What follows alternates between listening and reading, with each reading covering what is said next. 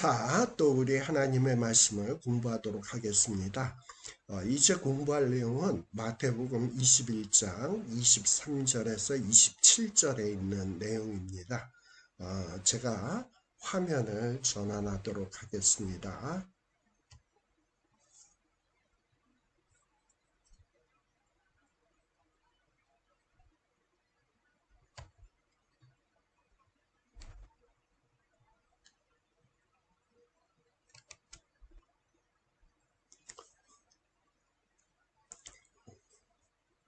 잘 나오고 있는지 모르겠네요.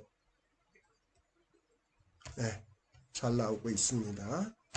자, 요 마태복음 21장 23절에서 27절에 나오는 이 가르침을 잘 이해하기 위해서는 요 마태복음 우리가 공부한 내용입니다만 마태복음 21장의 내용 그리고 그 뒤에 나오는 마태복음 22장까지 내용이 어떻게 흘러가는가 하는 것을 잘 알고 있을 필요가 있어요.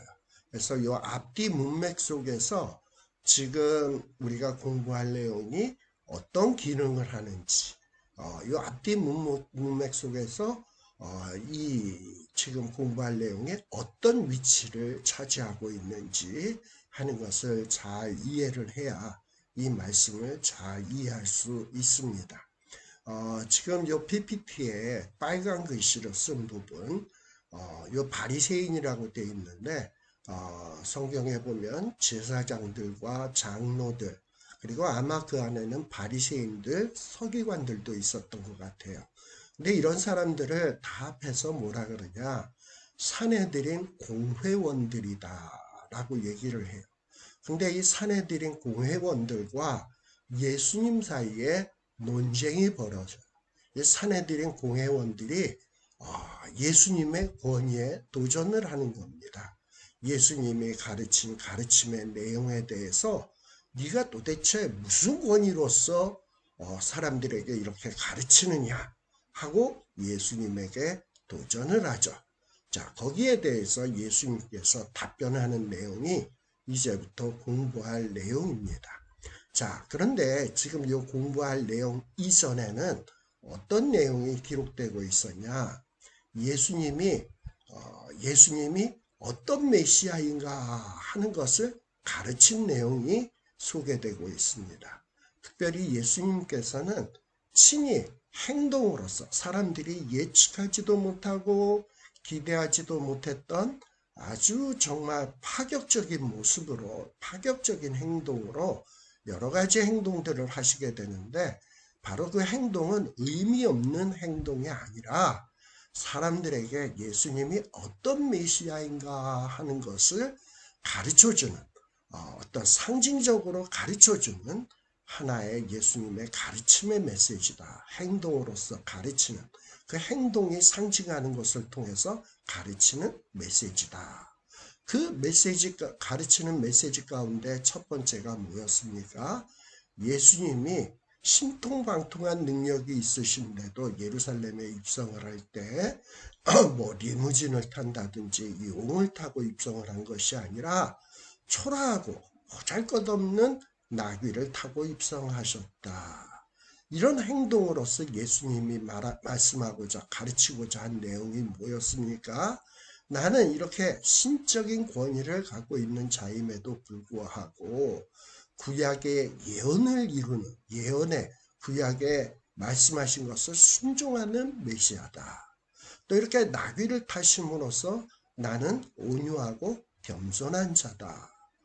이런 메시아다. 라는 것을 가르치는 거였습니다. 또한 예수님께서는 이 성전에 들어가셔서 이 성전을 더럽히는 자들, 특별히 재물을 파는 사람이라든지 돈을 바꿔주고 어떤 불이한 이득을 남기는 자들을 그야말로 진노하시며 채찍을 휘두르시면서 그들을 내어쫓는 그리고 성전을 정결케 하시는 이런 행동을 보여주시게 됩니다. 이러한 행동을 통해서 예수님께서 상징적으로 보여주려고 하는 메시지가 뭐였습니까? 예수님이 성전의 주인이시다. 그리고 이 성전은 매매하는 곳이 아니라 하나님 앞에 만민이 기도하는 집이 되어야 된다. 그런데 너희들이 이렇게 더럽히니 내가 청소한다. 근데 예수님께서 이 성전을 청소하시는 것은 바로 구약의 예언, 특별히 말라기서에 나오는 성전을 깨끗게 하실 것이다. 레위의 자손들을 예배드리는 자들을 깨끗게 하실 것이다 라는 예언을 성취할 것을 전초전으로 보여주는 사건입니다. 그래서 예수님은 성전의 주인, 성전을 깨끗게 하는 자, 구약의 예언들을 성취하는 메시아라는 사실을 예수님이 가르쳐주는 내용들입니다. 또한 예수님께서는 성전 안에서 소경과 절름발이를 고쳐주시게 되죠. 원래 이 예루살렘 안에, 그리고 예루살렘, 특별히 예루살렘 성전 안에는 눈먼 자, 저는 자가 들어올 수 없는 것이 관행이었어요. 그거는 그 유래를 살펴보게 되면 다윗 시대로 거슬러 올라가게 된다 제가 말씀드렸죠. 다윗은 소경과 절름발이는 이 성전 안에 들어올 수 없다. 하나님의 집에 들어올 수 없다. 예루살렘 집에 들어올 수 없다. 이러고 명령을 내렸는데 그것이 속담이 되고 관행이 되어서 예수님 당시까지 이 예루살렘 성전에 소경들 절름발이가 들어오는 것이 금기시되고 있었단 말이에요. 그런데 예수님은 이 소경과 절름발이를 배척하고 외면하지 않으시고 그들을 고쳐주시고 이 집에 들어올 자격을 부여해 주셨죠. 또 자격만 부여해 주신 것이 아니라 그동안 그들을 괴롭혔던 그 심각한 질병, 눈 안 못 보는 것, 저는 것을 깨끗하게 치유해 주시고 그들로 하여금 찬양을 받으시는 이런 메시아의 모습을 보여주셨습니다. 자, 이 모습을 통해서 예수님이 보이고자 하는 내용이 무엇이었습니까? 예수님은 예수님의 조상 다윗보다도 훨씬 더 뛰어난 메시아다 라는 것을 보여준 사건입니다. 또 물론 이제 사람들에게 모든 일반 백성들에게 그리고 뭐 제사장, 서기관, 사내들인 공회원들에게 가르친 내용은 아니지만 예루살렘으로 가는 도중에 무화과 나무를 보시고 무화과 나무를 저주한 사건이 있었죠. 이 무화과 나무는 어떤 무화과였습니까? 잎은 무성한데 열매는 없는 그런 무화과였습니다. 이 무화과가 상징하는 것이 무엇이었습니까? 잎만 무성하고 하나님이 기뻐하시는 열매가 없는 이스라엘 백성들을 상징하는 거예요. 이런 자들을 장차 심판하실 것이다. 이런 심판의 권세를 가지신 분이 누구다? 예수님이시다. 메시아 예수님이시다. 라는 것을 이렇게 상징적으로 보여준 사건입니다. 이렇게 예수님께서는 행동으로서 여러 가지 그 행동이 상징하는 것으로서 예수님이 어떤 메시아인가 하는 것을 가르치셨습니다. 근데 이렇게 행동을 통해서 그 행동이 의미하는 상징을 통해서 가르치신 메시아이신 예수님이 이제 이 사내들인 공회원들과 논쟁하고 난 뒤에는 예수님께서는 이제는 또 비유로 가르치세요. 세 가지 비유가 나오는데 이 포도원 주인에게 두 아들이 있는데 이 두 아들에게 이 주인 아버지가 야 너희들 포도원에 와서 일해 그랬더니 하나들은 예 가겠습니다 해놓고 안 오고 하나들은 실소이다 해놓고서는 나중에 뉘우치고 오는 이런 두 아들의 이야기가 비유로 설명을 하고 있습니다. 또 한 비유는 뭐냐? 어떤 이 포도원 주인이 멀리 떠나게 되는데 이 포도원에서 일하는 농부들에게 이 포도원을 맡겨놓고 가요. 근데 열매를 딸 시기가 되었을 때 종들을 보내서 어떤 그들에게 이제 이 농사하면서 얻은 이익들을 주인에게 줘야 될 분량을 내라고 하게 되죠. 자, 그런데 이렇게 주인이 보낸 종들을 이 악한 농부들이 때리고 죽이고 핍박하는, 그래서 이 주인이 다시금 자기 아들을 보내게 되었는데 그 아들마저 핍박하고 죽이는 악한 농부들의 비유가 소개되고 있습니다. 또 한 가지 세 번째 비유는 어떤 혼인잔치가 열리게 되는데 혼주라고 하죠. 이 혼인잔치를 배설한 자가 사람들을 이 혼인잔치에 청하게 되는데 이 사람들이 이 초청에 거절하는 이런 비유의 내용이 소개되고 있습니다. 이 비유를 통해서 이제 예수님이 가르치려고 하는 내용이 무엇인가? 이렇게 메시아적 권위를 가지신 이 권세를 가지신 이 메시아를 배척하는 자들, 즉 이 메시아로 이 땅 위에 오신 예수 그리스도를 배척하는 이 유대인들, 또 기득권층, 또 이스라엘 백성, 그들의 말로가 어떠할 것인지를 비유적으로 비유를 통해서 가르치는 내용이 소개되고 있습니다. 마태복음 21장 28절부터 소개되고 있죠. 또 그 이후에는 이렇게 예수님이 너희들의 말로는 이제 아주 험악한 어떤 미래가 기다리고 있을 거야 라고 가르치게 되니까 이들이 분개해서 이 예수님을 넘어뜨리기 위해서 이 메시아적 권위에 대해서 도전하는 이런 질문들이 있어요. 예수님을 뭔가 이 올무에 빠뜨리려고 하는 질문들이죠. 그래서 이 사내들인 공회원들이 예수님에게 대해서 너 로마에 바치는 세금에 대하여 어떻게 생각하느냐, 뭐 구약에서 말하고 있는 부활에 대해서는 어떻게 생각하느냐, 제일 큰 계명이 뭐라고 생각하느냐, 이러면서 예수님을 넘어뜨리기 위해서 여러 가지 질문들을 던지게 된다. 이런 전체적인 흐름 속에서 이 사내들인 공회원들이 예수님에게 도전하는 부분들을 우리가 살펴야 됩니다. 자, 그러면 요 23절의 내용을 봅시다.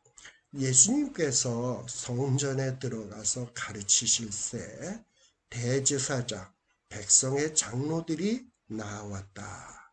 그리고 이들이 나와서 예수님에게 네가 도대체 무슨 권위로, 뭐 여러 가지 상징적인 메시지로, 뭐 여러 가지 행동 메시지로 또 사람들에게 막 이렇게 찬양을 받고 이러는데 네가 도대체 무슨 권위로 이런 일을 하느냐?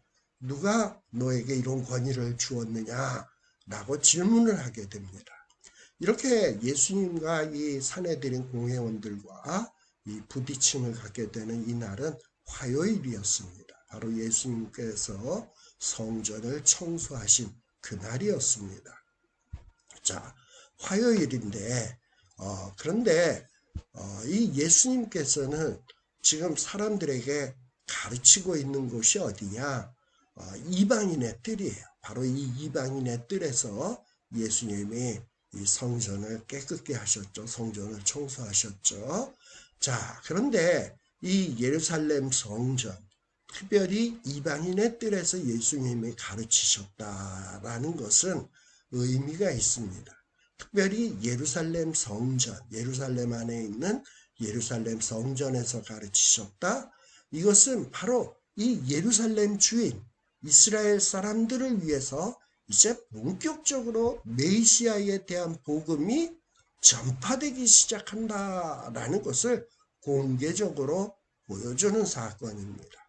자, 그런데 예수님은 이렇게 예루살렘 성전에서 가르치시는데 특별히 예루살렘 성전 안에 이방인의 뜰에서 가르치셨단 말이에요.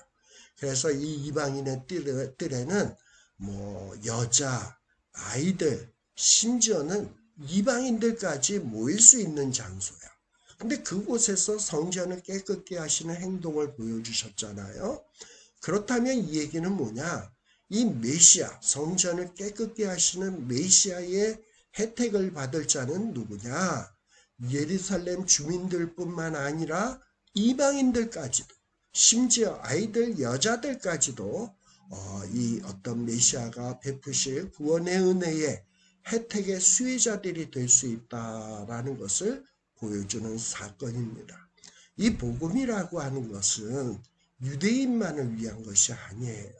헬라인이나 이방인이나 모든 만민이 이 복음의 혜택을 받을 수 있다. 그러기에 저와 여러분들도 이 복음을 통해서 우리가 예수님을 믿게 되고 하나님의 자녀가 되고 천국 시민권을 얻게 된 것 아니겠습니까? 바로 이렇게 예수님이 하시는 사역은 이스라엘 백성들만을 위하는 것이 아니라 이방인들까지, 이방인들 모두를 위한 이런 어떤 구원의 사역, 메시아적 사역을 하고 있다는 것을 보여주는 사건입니다. 자, 그러면 우리 앞에서도 언급했습니다만 예수님이 가르친 내용이 뭐냐? 예수님이 여러 가지 행동을 보여주셨죠. 나귀 타고 입성하는 정말 예측 못할 사건을 보여주셨어요. 자, 이 가르침의 내용이 뭡니까? 예수님은 예언의 성취자다. 예수님은 겸손한 메시아다. 또 예수님이야말로 호산나 우리를 구원하소서 하는 이런 찬양을 받으시기에 합당한 분이시다. 또 예수님을 다윗의 자손이다 사람들이 외치며 찬양하지 않습니까? 맞습니다. 예수님은 다윗의 자손이고 메시아다라는 사실을 지금 보여주고 있는 사건입니다. 또 예수님께서는 성전 안에서 이 매매하는 자들, 돈 바꾸는 자들을 내어 쫓으면서 이곳은 장사하는 곳이 아니야. 더러운 이익을 추구하는 곳이 아니야. 이곳은 정말 만민이 너희 유대인뿐만 아니라 이방나라 어린아이들 모든 만민이 하나님 앞에 기도하고 하나님의 은혜를 체험하고 하나님과 교제하는 집이지 이렇게 너희들이 더럽힐 정말 만만한 곳이 성전이 아니다라는 것을 분명히 가르쳐 주셨어요. 또 소경과 저는 자들을 고쳐주시면서 소경, 저는 자 이들도 하나님의 집에 들어올 수 있어. 내가 고쳐주면 들어올 수 있어.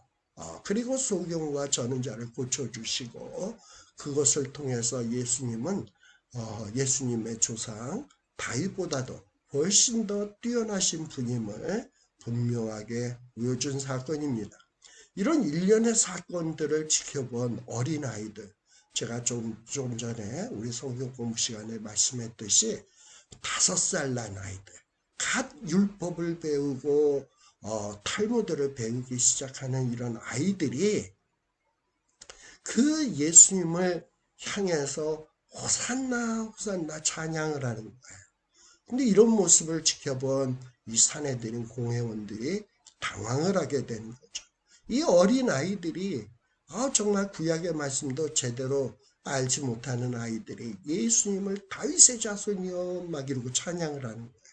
율법 박사라고 하는 자들도 예수님을 메시아로 알아보지 못하고 예수님에게 도전하고 있는데 이렇게 어린아이들이 호산나 다윗의 자손이라고 찬양하는 이런 모습을 보여줘요.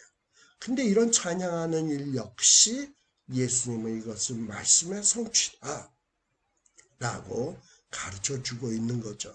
이렇게 여러 가지 모양으로 예수님은 지금 가르침을 베풀고 계시는 거예요.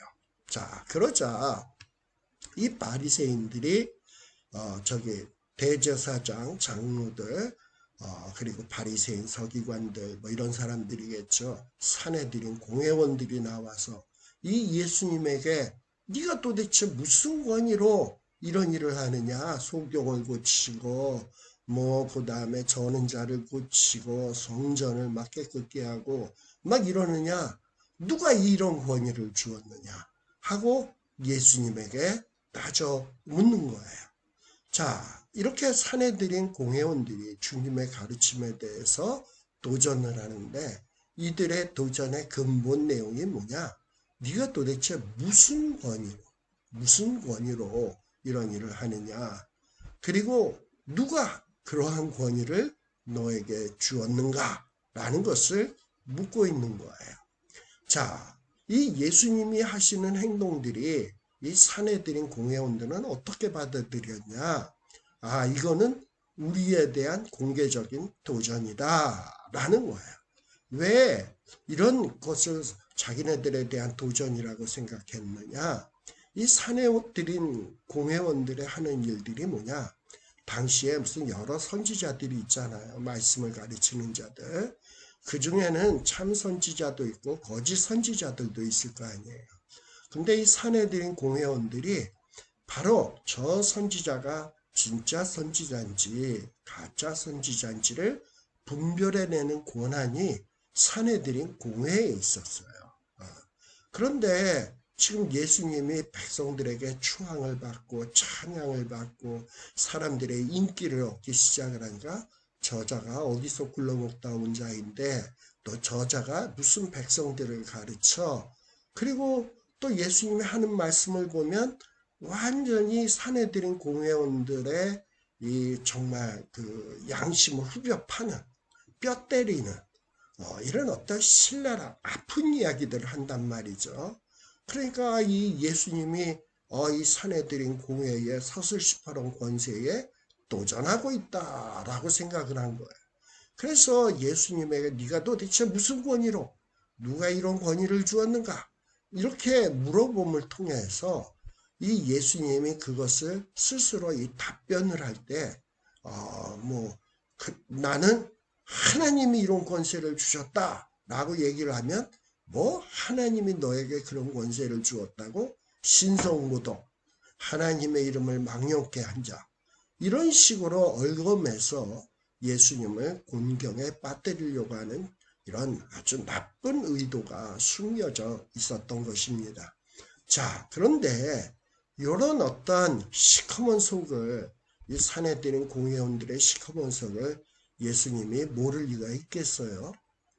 예수님은 그 마음의 중심을 꿰뚫어 보시는데, 그래서 예수님은 그들의 이 계략에 책략에 넘어가지 않으시고 예수님께서는 21장 24절에 보면 이렇게 말씀을 하십니다. 예수께서 대답하시되 야 너희들이 내가 무슨 권위, 누가 권위를 줘서 이런 일을 하냐고 물어? 그래, 나도 너희에게 한 가지 묻겠다. 그리고 너희가 대답하면 너희가 대답할 수 있으면 나도 무슨 권위로 이런 일을 하는지 답변을 해주겠다라고 말씀을 하십니다. 자, 이거는 예수님이 아주 교활하게 뭐 동문서답을 한다든지 또 이런 사내들인 공회원들의 이 질문을 의도적으로 회피하려고 하는 것이 아니에요. 오히려 이 사내들인 공회원들에게 어떤 이 시시비비에 대해서 아주 명확한 대답을 주시기 위해서였습니다. 자, 예수님께서는 어떤 자들이 이렇게 물으면 그 묻는 거에 대해서 다시 되받아 질문을 함을 통해서 뭔가 깨우침을 주는 이런 방식을 아주 즐겨 사용하십니다. 그래서 이 예수님은 랍비들, 사내들인 공회원들, 바리새인들과 논쟁을 할 때 이렇게 되묻기 방식을 통해서 가르침을 주시곤 합니다. 그래서 이것도 그런 맥락에서 봐야 된다라는 거예요. 자, 그러면서 예수님이 질문하는 내용이 뭡니까? 이 사내들인 공회원들이 질문한 것에 대해서 예수님이 되받아 질문하고 있는 내용이 뭐냐? 너희들이 잘 알고 있는 세례 요한. 자, 이 세례 요한이 사람들에게 천국 복음을 전파하고 사람들이 막 회개를 하니까 그들에게 세례를 베풀었는데, 이 세례 요한의 사역, 이 사람들에게 인기를 끄는 이 놀라운 사역이 도대체 어디로부터 왔다고 생각을 하느냐? 이것이 하늘로부터 온 거냐, 사람으로부터 온 거냐? 대답해라 라고 예수님이 묻고 있는 거예요. 자, 그런데 여기 보면 하늘로부터냐라고 하는 것은 어떤 의미냐? 이 하늘로부터냐라는 것은 하나님으로부터라는 거예요. 그런데 이 하나님이라는 말을 사용하면, 잘못 사용하면 하나님의 이름을 망령되이 일컫잖아. 우리 이전에 마태복음을 공부하면서 제가 이야기했습니다만 마태가 천국 하나님의 나라를 이야기를 할 때 마태는 유대인들에게 복음을 증거한 사람이기 때문에 천국을 하나님의 나라라고 얘기하지 않냐고 바실레이아 투테우 하나님의 나라 이렇게 얘기하지 않냐고 천국이라 그랬죠. 천국 이렇게 천국이라고 하는 표현을 쓴 것은 뭐냐? 유대인들은 하나님의 이름을 굉장히 소중히 여겼기 때문에 함부로 일컬을 수 없었기 때문에 하나님의 나라라는 대신에 천국이라는 표현을 썼어요. 하늘나라. 자, 이런 식으로 지금 이 예수님께서도 이 산해드린 공회원들에게 하나님으로부터냐 사람으로부터냐 이렇게 말씀하지 않냐고 하나님 대신에 하늘로부터냐 사람으로부터냐라고 말씀하고 있는 거예요. 자, 근데 예수님의 이러한 질문은 아무렇게나 하시는 것이 아니라 이 마태복음 3장 9절에 기록되어 있는 사건을 염두에다 두고 말씀하신 것입니다. 아주 이 문제의 핵심을 찌르고 있는 거예요. 마태복음 3장 9절 이하에 나오는 여러 가지 그 사건들을 생각을 해보면 그 핵심이 뭔가를 알 수 있습니다. 자, 그러면 마태복음 3장 9절에 이 세례 요한은 사람들에게 뭐라고 얘기했냐? 이스라엘 백성들아, 너희들은 속으로 아브라함이 우리의 조상이라고 생각하지? 그러지 마라. 너희들이 아브라함의 조상이라고 생각하지 마라. 하나님께서는 능히 돌들로도 아브라함의 자손이 되게 하신다. 즉 무슨 얘기입니까? 너희들이 혈통적으로 아브라함의 피를 가지고 태어났다고 아브라함이 우리 조상이고 우리는 그의 후손이라고 생각을 하느냐? 너희들이 선민이라고 생각하느냐? 아니다. 이 선민, 하나님의 택한 백성은 어떤 혈통에 의해서 되는 것이 아니라 하나님을 믿는 믿음으로 되는 거다. 하나님은 필요하다면 이 돌들로도 아브라함의 자손이 되게 할 수 있다라고 세례 요한은 이야기를 했어요. 또 세례 요한은 뭐라고 얘기했냐? 마태복음 3장 11절에 보면 나는 너희로 회개케 하기 위하여 물로 세례를 주는데 내 뒤에 오시는 분이 있다. 이분은 나보다 훨씬 더 능력이 많으시다. 나는 그분의 신을 들기도 감당하지 못하겠노라. 또 그분은 어떤 분이냐? 성령과 불로 너희에게 세례를 베풀 것이다. 여러분, 세례 요한이 막 말씀을 증거하고 사람들에게 막 이렇게 존경을 받고 추앙을 받을 때 정말 사람들은 이 세례 요한이 참 선지자다. 하나님이 보내신 자다. 라고 생각을 하고 있었어요. 그러니까 이 세례 요한 앞에 회개하고 나아가고 세례를 받았던 거죠. 그 중에는 군인도 있었고 바리새인들도 있었고 여러 사람들이 이 세례 요한 앞으로 나왔다 이 말이에요. 그래서 당시에 많은 이 유대인들은 세례 요한이 정말 하나님이 보내신 참 선지자다라는 이런 인식이 있었어요. 근데 이런 참 선지자라고 인식되었던 그분이 내 뒤에 오시는 분이 있다. 이분은 나보다 더 능력이 많다. 나는 그분의 신을 감당할 수도 없다. 그는 성령과 불로 너희에게 세례를 베풀 것이다. 자, 이 얘기가 무슨 얘기입니까?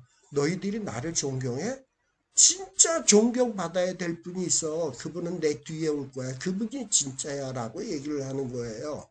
자, 그렇다면 세례 요한의 말씀을 받아들인다면 세례 요한이 소개하고 있는 그분은 더욱더 받아들여야 되는 것이 맞는 거죠. 이것이 바로 핵심이라는 거예요. 세례 요한의 말을 백성들이 인정하듯이 세례 요한의 말을 인정하면 예수님에 대해서도 역시 인정해야 된다라는 거예요. 왜? 예수님은 세례 요한이 인정하신 분입니다. 예수님을 향하여 보라 세상 죄를 지고 가는 하나님의 어린 양이로다. 예수님이 세례 받으러 나오니까 어떻게 예수님이 내게 세례를 받으려 하십니까? 아니되옵니다. 그랬더니 우리가 하나님의 이 의를 이루어야 할지라. 그럴 때 세례 요한은 군말하지 않냐고 예수님에게 세례를 주었죠. 이것이 마태복음 3장 9절 이하에 나오는 사건들입니다. 바로 이 마태복음 3장 9절에 나오는 이 사건들을 제대로 이해하고 있다면 예수님을 인정을 안 할래야 안 할 수가 없다라는 거예요. 자, 이렇게 예수님이 그러면 세례 요한이 너희들 대단한 분이라고 생각하는데 세례 요한이 그런 어떤 대단한 사역을 하게 된 것이 하늘로부터냐 하나님으로부터 능력을 받아서 한 거냐 아니면 그 스스로 자기 스스로가 그냥 사람으로부터 한 일이냐 하고 지금 질문을 하고 있는 거예요. 자, 그런 질문을 받게 된 사내들인 공회원들이 어떤 일을 하기 시작을 했냐. 서로 의논하기 시작을 했어요. 서로 의논을 하는 거야. 그리고서는 만일 우리가 하늘로부터다. 하나님으로부터 세례 요한이 능력을 받아서 사역을 했다고 대답을 하면 왜 그러면 세례 요한을 믿지 아니하였느냐. 이것도 이렇게 또 낭패를 당하지 않을까 고민을 하는 거예요. 자, 근데 여기 서로 의논했다라는 말은 헬라어로 디엘로 기존토라는 말을 쓰는데 요거는 시제가 미완료 시제예요. 우리 헬라어의 이 미완료 시제는 어떤 뜻이냐? 계속적인 동작이야. 즉 그들이 지금 예수님이 우리에게 아주 정말 곤란한 질문을 우리에게 하고 있는데 이 질문을 어떻게 답변하지? 어떻게 해야 이 궁경에서 벗어날 수 있지? 그래가지고 소위 제사장, 장로들, 성경 박사라고 하는 바리새인들, 서기관들이 머리를 맞대고 그냥 쥐어짜내면서 계속해서 연구하는 모습을 보여주고 있는 거예요. 우리가 하늘로부터라고 대답해야 돼. 사람으로부터라고 대답을 해야 돼. 이러면서 쩔쩔매면서 그냥 머리를 싸매면서 연구하는 거예요. 자, 보통 어떤 선지자가 있을 때 저 선지자가 진짜 선지자인가 가짜 선지자인가 이런 거를 분별하는 것이 사내들인 공회원이라고 그랬죠. 또 어떤 사람들을 가르치는 랍비의 자격을 부여하는 이런 곳이 어디냐? 사내들인 공회원이에요. 근데 이런 사람들이 어떤 자격을 부여할지 말지 저 선지자가 진짜 선지자인지 가짜 선지자인지 분별하기 위해서 이들은 서로 모여서 머리를 맞대고 회의를 해가지고 어떤 다수의 의견을 들어서 어떤 결정을 하곤 했어요. 지금 예수님이 질문을 하니까 이들이 또다시 머리를 맞대고 열심히 지금 고민을 하고 있는 거야. 이게 바로 서로 의논했다. 계속적으로 머리를 맞대고 지금 고민을 하고 있는 거예요. 네. 자, 그러면서 하늘로부터다 라고 얘기하면 맞아. 세례 요한은 하나님으로부터 권세를 받은 거야. 조금 세례 요한이 하나님으로부터 권세를 받았으면 세례 요한이 소개하고 있는 나 하나님으로부터 권세를 받아서 이런 일을 하고 있는데 내 뒤에 오시는 분은 더 큰 분이야. 나는 그분의 신들매도 감당할 수 없어 라고 얘기하면 예수님을 메시아로 인정을 안 할래야 안 할 수가 없는 거죠. 자, 그리고 또 26절에 보면 그러면 우리가 사람으로부터다 라고 얘기를 할까? 세례 요한이 그렇게 대단한 사역을 한 것은 하나님으로부터 받은 게 아니라 인간 세례 요한 지 스스로에게서 난 거야 라고 얘기를 하게 되면 이 당시에 이스라엘 사람들 유대인들이 세례 요한을 얼마나 존경했습니까? 근데 이렇게 세례 요한을 존경하고 있는데 세례 요한은 하나님으로부터 온 선지자가 아니라 저거 지 스스로 하고 있는 거야. 거짓 선지자야. 이러고 얘기를 하게 되면 이 사내들인 공회원들이 백성들에게 비난을 받게 될 것을 두려워해서 지금 답변을 못하고 있는 거예요. 하늘로부터라고도 답변을 못하고 사람으로부터다라고도 대답을 못하고 이러는 거예요. 머리 싸매고 그냥 계속적으로 연구를 하면서도 어떤 결론을 못 내리고 있는 거예요. 자, 이게 지금 사내들인 공회원들의 모습입니다. 그리고 한참 고민하고 난 다음에 기껏 예수님에게 대답하는 내용이 뭐냐? 우리가 알지 못하노라. 세례 요한이 그 대단한 사역을 한 것이 하나님으로부터 온 것인지 아니면 사람으로부터 온 것인지 우리는 알지 못한다. 이러고 얘기를 하는 거예요. 근데 아니 이 사내들인 공회원들이 이 세례 요한이 한 사역이 하나님으로부터 온 건지 사람으로부터 온 건지 모릅니까? 알지요. 모를 리가 없죠. 뻔히 알면서도 하나님으로부터다라고 얘기를 하게 되면 예수님을 메시아로 인정해야 되니까. 그리고 자기네들이 지금 기득권으로서 백성들의 존경을 받아왔는데 이 모든 존경을 예수님에게 빼앗기게 생겼으니까.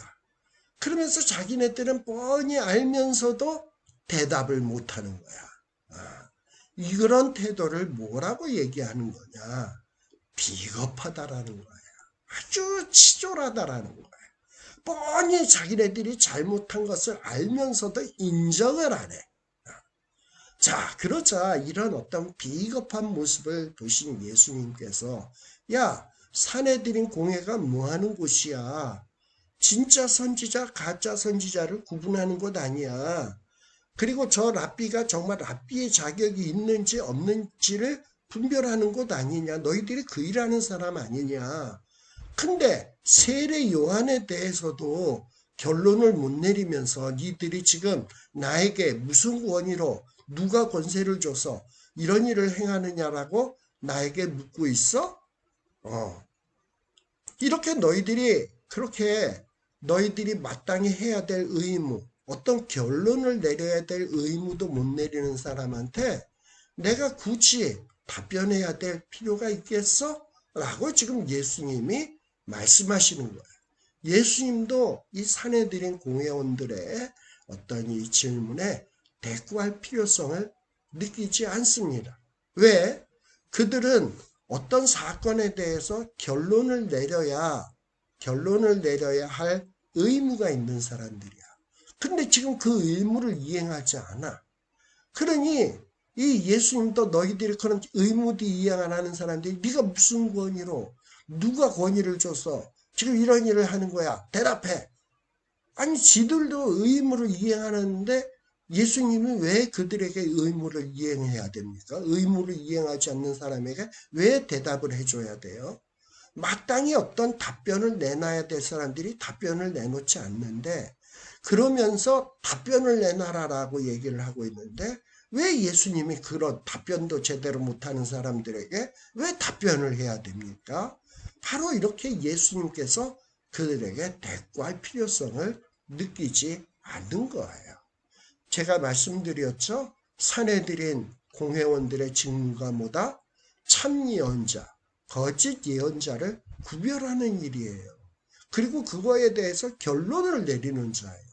근데 그거에 대해서 세례 요한이 참 예언자인지 거짓 예언자인지 세례 요한이 하나님으로부터 권세를 받아서 그렇게 어떤 사역을 한 것인지 아니면 지 스스로가 그냥 거짓으로 사역을 한 것인지에 대해서 결론도 못 내리는 자들이 근데 그 결론을 못 내렸습니까? 마음속으로 이미 결론을 내렸지.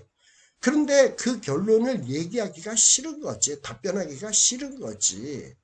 그리고 뻔히 결론을 내려놓고서 모르겠다라고 얘기하는 것은 비겁한 거지. 직무유기란 말이에요. 그렇게 자기네들은 직무유기하면서 예수님에겐 대답해라. 너는 우리가 질문하면 대답해야 돼. 그런 의무가 있어. 이렇게 요구할 권한이 있냐 이 말입니다. 이렇게 사내들인 공회원들은 세례 요한에 대해서도 어떤 공식적인 편결을 내리지 못했어요. 물론 공회원들 각자들 마음속에는 어떤 결론을 내렸지. 그런데 이것을 입으로 시인 못하고 있는 거죠. 그리고 예수님에게만 지금 질문을 던지고 있는 거죠. 자, 이렇게 자기네들이 직무를 유기하고 있다면 이들은 주님에게 도전할 권리도 없는 거예요. 이 도전할 권위도 상실한 겁니다. 이렇게 예수님께서는 이 대물음 방식을 통해서 그들이 얼마나 직무를 유기하고 있으며 비겁한 자며 라는 것을 아주 신랄하게 드러내고 있는 장면입니다. 오늘날 이 시대에 어떤 이 시대를 이끌어가는 지도자들이 있죠. 자기네들이 뭘 잘못을 했으면 시인을 하고 고백을 하고 회개를 하고 돌이킴이 있어야 돼요. 그래야 되는 거예요. 양심이라는 게 있어야 되는 거예요. 그런데 어떤 자기의 기득권을 지키기 위해서 자기의 어떤 더러운 이익을 위해서 양심을 속이고 마땅히 해야 될 직무를 이행하지 아니하고 직무를 유기하는 자들이 얼마나 많이 있습니까?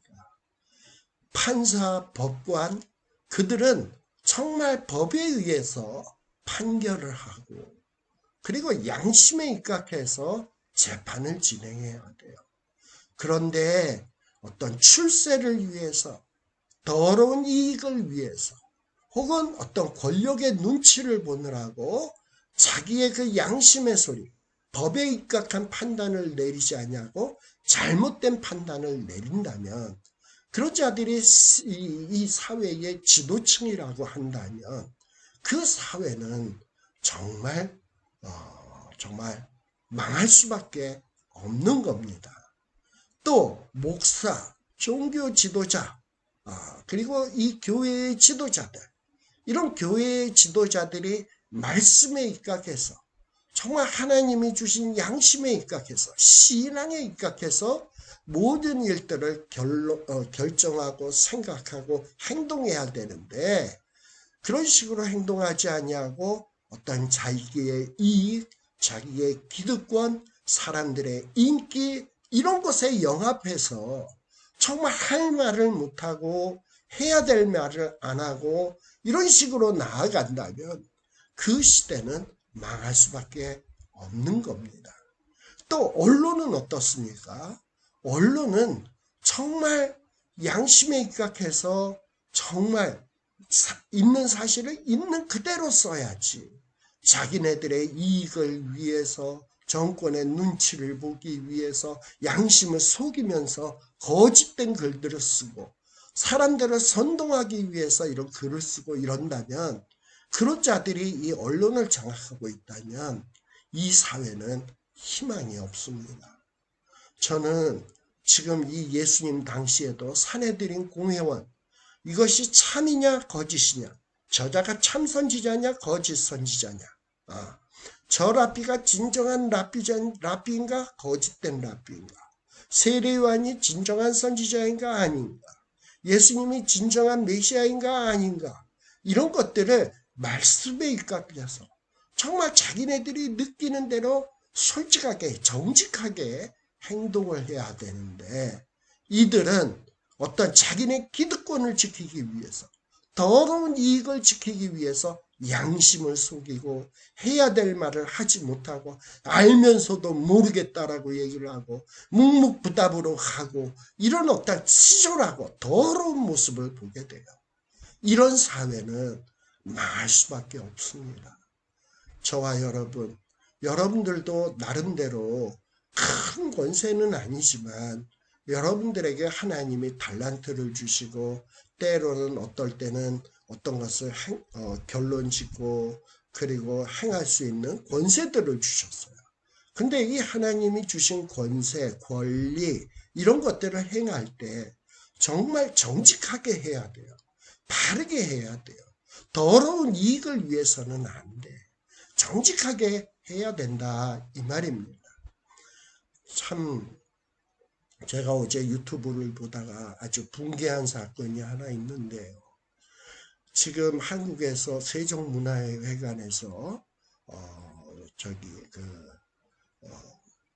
오페라의 유령, 오페라의 유령이라고 하는 모차르트가 작곡한 것을 오페라로 지금 공연 중에 있습니다. 근데 한 3,000명의 관객이 왔다는 거예요. 근데 이 3,000명의 관객이 그 좌석을 거리두기, 좌석을 띄엄띄엄 하는 게 아니라 평상시와 똑같이 다닥다닥다닥 다 붙어가지고 3,000명이 모여서 한 3시간 동안 하는 그 오페라를 관람을 하게 된 거예요. 자, 근데 그 오페라는 서울시가 주관하는 그런 오페라였어요. 근데 이 사람들에게 티켓을 팔고 그런 사람들을 다 모아드리는 거예요. 자, 그런데 오늘날 한국 정부에서 교회에 대해서 어떻게 합니까? 교회에 10명 이상만 모이면 이거 코로나 때문에 안 된다. 금지, 집회 금지. 하고 다 내쫓지 않습니까? 예배 못 드리게 하지 않습니까? 한국의 교회에서 예배 볼 때도 띄엄띄엄 앉아서 마스크 끼고 이러고 예배를 보는데도 그것도 못하게 하잖아. 예배 보는 것도 못하게 하잖아. 그런데 서울시가 주최하는 오페라는 3시간 동안 하는 거 다닥다닥 붙어서 3,000명에서 밀폐된 공간 안에서 오페라 보는 건 허용하고 예배 보는 거는 코로나 때문에 안 돼. 아니, 그 오페라 그 실내 공간에는 코로나균이 없습니까? 자, 이런 모습을 보여주고 있는 거예요. 또 어떤 이 우파 쪽 변호사들이 이런 모습을 못 참아가지고 세종문화회관 바깥에서 한 10명의 변호사들이 뭔가 이렇게 집회를 하겠다고 신청을 했다라는 거예요. 실외에서. 근데 이 10명이 마스크 끼고 띄엄띄엄 해서 10명이서 이렇게 집회를 하겠다고 했는데 코로나 때문에 안 된다라는 거예요. 3,000명은 세종문화회관 안에서 밀폐된 공간 안에서 서울시에서 주최하는 거니까 그건 관람해도 되고 이 실외에서 집회 결사의 자유가 있는데 이런 어떤 변호사들이 어떤 정부의 어떤 이 잘못된 태도를 비판하는 이런 집회를 하겠다니까 그건 코로나 때문에 안 돼. 어떤 이런 이중적인 잣대가 어디에 있습니까? 누구는 이건 우리 쪽이니까 이건 되고 저쪽은 우리 쪽 아니니까 안 되고 이러는 거예요. 자, 그래서 이 예배도 지금 못 드리게 하고 있는데 요즘 한국의 식당은 어떻습니까? 어떤 식당에는 막 100명씩 모여서 마스크 벗고 낄낄깔깔하면서 밥들을 먹는다는 거예요. 그런데 지금 예배를 볼 때 마스크 쓰고 찬양할 때도 그냥 음악만 나오고 속으로 찬양하고 예배를 보는데 그건 안 된다는 거예요. 코로나 때문에. 그러다 보니까 어떤 붕괴한 신도가 이 구청 직원에게 물어봤대요. 아니 저 식당은 마스크 벗고 거리 두기도 안 하고 실컷 처먹으면서 낄낄깔깔대고 있는데 저건 왜 되냐? 저건 된다는 거예요. 그러면 우리 교인들이 식당에서 모이면 되겠냐 그랬더니 그건 된다는 거예요. 그러면 식당에서 모여서 잠시 나중에 성경책을 보고 성경 공부하면 되냐? 그랬더니 그건 안 된다. 성경책을 펴면 그거는 교회 모임이기 때문에 안 된다는 거야.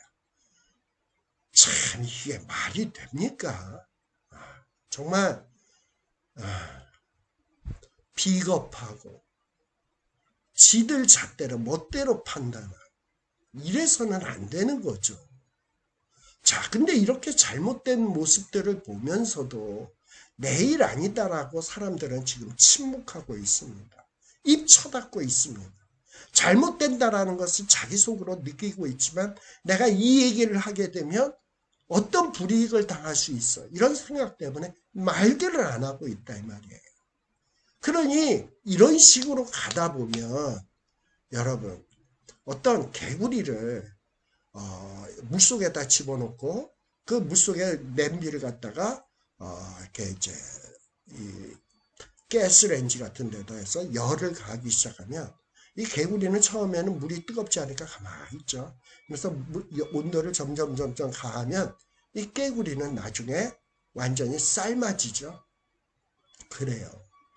우리가 제대로 말해야 될 것을 말하지 아니하고 판단해야 될 것을 제대로 판단하지 아니하고 내 이익을 위해서 더러운 이익을 위해서 이런 식으로 가다 보면 그런 사회는 망합니다.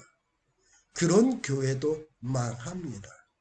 정말 우리는 이 시대의 어떤 이 심각성을 깨닫고 기도해야 돼요. 그리고 필요하다면 행동해야 될 때는 행동도 해야 되는 것입니다. 제가 선동하는 것이 아니에요. 아닌 것은 아니다. 긴 것은 기다. 라고 얘기할 수 있어요. 목에 칼이 들어와도 그것은 해야 되는 것입니다. 이것이 참 선지자의 모습이고 참 신자의 모습인 거예요. 자, 그런데 이 사내들인 공회원들의 모습 어떻습니까? 얼마나 비겁합니까?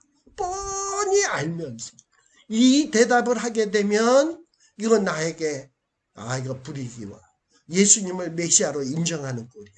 아마 그들 속으로도 저 예수가 대단한 분이다. 하나님이 보낸 자라는 것을 인정했을 거예요. 그러나 그걸 인정하게 되면 자기네들의 그동안에 누려왔던 모든 기득권을 상실할 것 같으니까 아니야. 저자가 메시아래도 메시아라고 하면 안 돼. 세례 요한 하나님께로 온 자라고 해도 하나님께로 왔다고 해서는 안 돼. 그거 인정하는 순간 우리는 끝이야. 우리의 이익은 끝이야. 이런 어떤 썩어 빠진 자들이 어디 있겠습니까? 우리 하나님의 백성들은 이런 모습을 보여서는 안 된다라는 것을 기억하시는 여러분들 되시길 바랍니다. 기도드리겠습니다. 하나님 아버지 감사드립니다. 세상은 썩었어도 우리 진정한 주님의 자녀들은 이 썩은 세상 속에서 어두운 세상 속에서 작은 불꽃이 되게 하여 주옵소서. 썩어져가는 곳에 짠맛을 내는 이런 소금이 되게 하여 주시옵소서.